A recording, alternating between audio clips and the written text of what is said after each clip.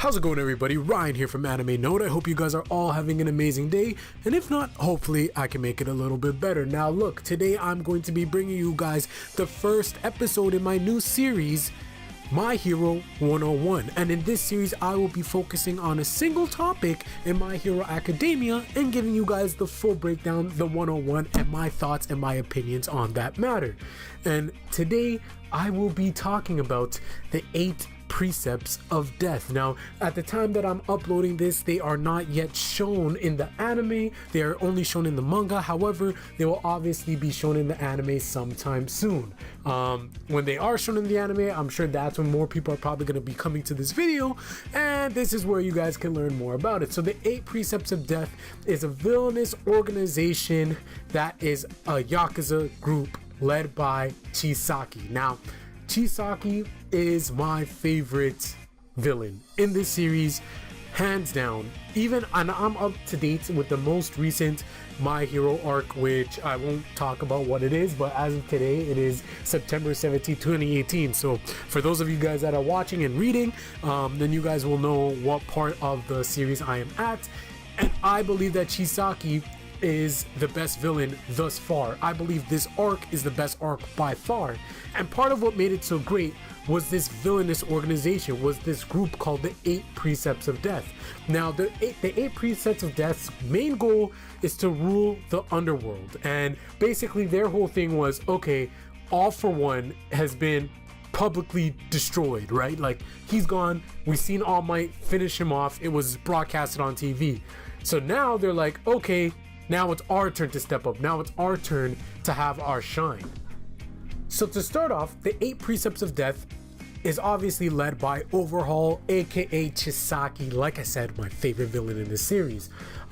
Below that, obviously, you'll have the assistant, you'll also have the general manager, but more importantly, which is funny because these guys are at the bottom, you have the 8 Expendables of Death. Now, this is really cool because all of them all have the mask covering their face, but the 8 Expendables of Death all have an inverse personality, or quirk rather, in regards to, in Buddhism, the 8 precepts, which are basically a set of strict moral guidelines to be followed by people that practice Buddhism.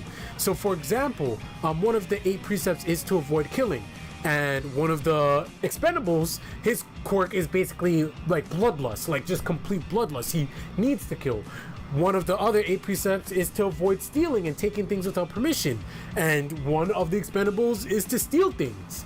Another one is to avoid eating more than 1 meal a day. That's one of the 8 precepts. And of course, one of the Expendables has a quirk that allows them to eat and digest and never be full.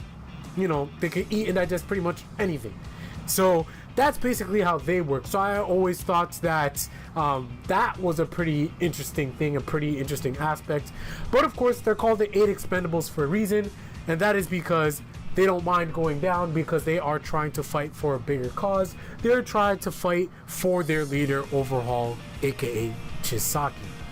So one of the other cool things to keep in mind with the 8 Expendables of Death is that all 8 of these men have lost their dignity or reason to live, and they feel that following Overhaul, following Chisaki, gives them purpose, gives them a reason to continue living their life. Up until the point that they've met Overhaul, they felt like it was over. They felt like there was no point in living, there's no point in going on. But the charisma, the leadership, the aura that Chisaki has, the aura that Overhaul has, brought them to him, and he empowered them and gave them a will, gave them a reason for living. And that's why they are willing to be Expendables, because they thought that their life was already over. But this man that has given them a chance, this man that has pointed them and empowered them in a certain direction, they're willing to say, hey, this guy gave us an opportunity. I'm willing to put everything on the line for him. And that's why they're called the 8 Expendables.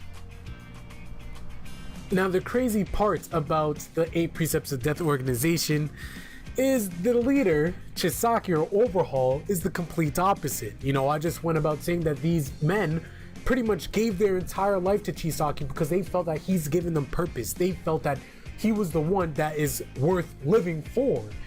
And the craziest part about it is Chisaki doesn't give a shit about that. He is one of those men that cares about the ends.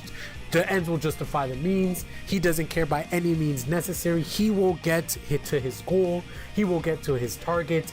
If it means abuse, if it means assault, if it means anything, whether friend or foe, he will do whatever it takes. And it's a complete opposite. So that's always a very interesting dynamic when you have people that loyal and you have a person in a position where it's like, even though you're that loyal to me, I still don't care. If you're not useful to me, I will end your life. And you know, like I said, I'll go more in depth on Chisaki in a whole separate video because he definitely deserves it.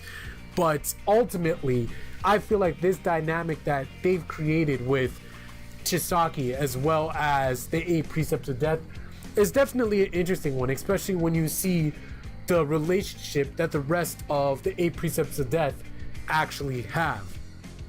Ultimately, their goal is to take over the underworld, which is basically the goal of Chisaki. Like I said, once All for One was done, that was his main goal.